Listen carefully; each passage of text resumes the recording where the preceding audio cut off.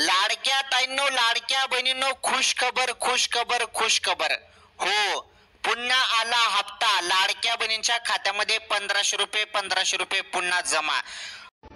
लाडक्या भावांना, लाडक्या ज्येष्ठांना, लाडक्या शेतकऱ्यांना नमस्कार मित्रांनो. लाडक्या बहिणीसाठी सातत्यानं नवीन अपडेट येत असतात आणि लाडक्या बहिणीला नोव्हेंबरचा हप्ता जमा झाला. लाडक्या बहिणीला आता KYC करायची गरज नाही. लाडक्या बहिणीला 6,000 रुपये मिळणार.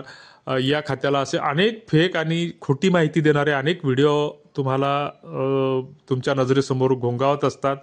तर अशा व्हिडिओच्या संदर्भात अशा खोट्या बातम्यांवर कृपया विश्वास ठेवू नये.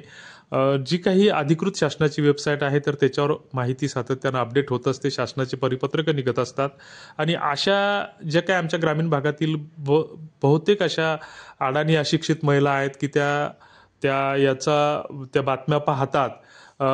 स्ट्रीम मीडियाचे लोगो किंवा थंबनेल वापरून ही मंडळी जुनेच व्हिडिओच्या क्लिप दाखवून लोकांची कुठेतरी दिशाभूल करत असतात, खोटी माहिती देत असतात आणि यातून मग होतं काय की समाजाचा या माध्यमावरचा विश्वास उडत जातो आणि मग एक यूट्यूबचं जे काही माध्यम आहे तर सध्या ते विश्वासपात्र माध्यम आहे.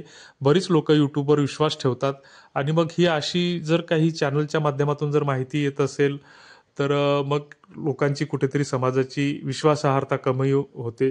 कारण अजूनही आम्ही एकमेकांच्या विश्वासावर भरोशावर जगत असतो आणि मग ह्या जे काही समाजविघातक प्रवृत्ती असतात तर त्या कुठेतरी स्वतःच्या स्वार्थासाठी, फायद्यासाठी असे मजकूर प्रसारित करत असतात. काही यूट्यूबवर अश्लील कंटेंट्स पण येतात. तर याची आपण कुठेतरी एक जागरूक नागरिक म्हणून जे काही शीर्षकाच्या खाली बाजूला जे काही उजव्या हाताला 3 टिंब असतात किंवा वरच्या कोपऱ्यात 3 टिंब असतात तर अशा चॅनलचे आपण रिपोर्ट केले पाहिजे किंवा त्या व्हिडिओचा आपण रिपोर्ट केला पाहिजे. कारण ते आपलं कर्तव्य आहे. कोणी जर समाजाची दिशाभूल करत असेल, फसवणूक करत असेल तर त्याचे नक्कीच रिपोर्ट आपण केले पाहिजे.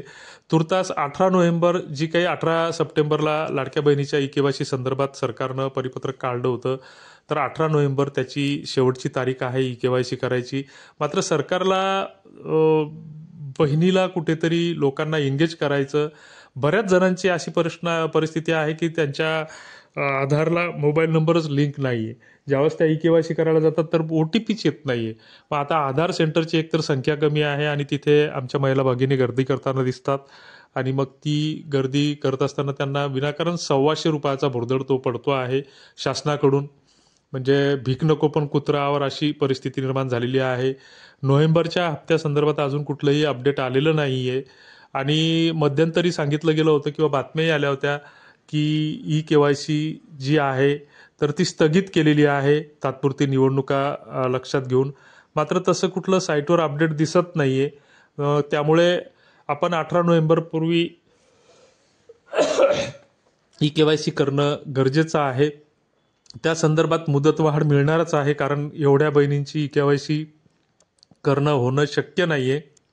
कारण बऱ्याच जणांच्या यांना मोबाईल लिंक नाही आहे आणि जी काही वेबसाईट आहे तर ती वारंवार क्रॅश होते. सर्व्हरचा इश्यू येतो, ट्रॅफिक जास्त असते आणि OTPच येत नाही बऱ्याच वेळा.